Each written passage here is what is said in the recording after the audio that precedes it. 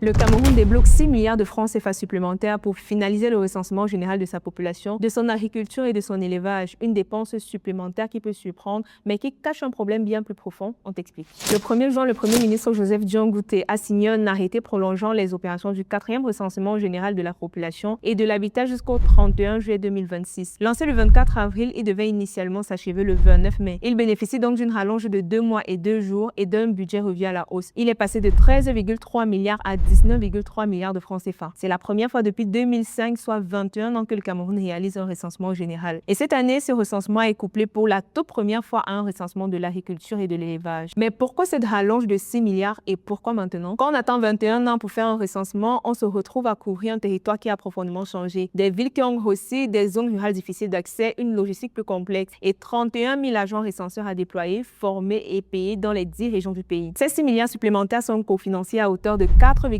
milliards par la Banque mondiale et 1,5 milliard par l'État camerounais. Concrètement, cet argent couvre le paiement des agents encore sur le terrain, les opérations de ratissage dans les zones sous-couvertes et la sécurisation du processus de collecte. À ce jour, 1000 agents sur les 31 000 engagés n'avaient pas encore été régularisés et devaient être payés au plus tard le 15 juin. Un recensement, ce n'est pas juste une opération de comptage, c'est la carte d'identité d'un pays. Sans données fiables sur la population, l'État ne peut pas correctement planifier ses écoles ni dimensionner ses hôpitaux. Sans données sur l'agriculture et l'élevage, impossible de piloter efficacement la politique d'import-substitution. D'un côté, le besoin est réel et urgent. De l'autre, chaque jour de terrain supplémentaire représente une charge financière en plus pour un budget de l'État déjà sous pression. Et c'est là toute la complexité de la situation. Car ce projet avait pourtant été annoncé dès 2015 et était estimé à 64 milliards de francs CFA pour tomber finalement à 13,3 milliards. Et toi, penses-tu que cette augmentation permettra d'accélérer le processus de recensement? Dans ton avis en commentaire et surtout abonne-toi.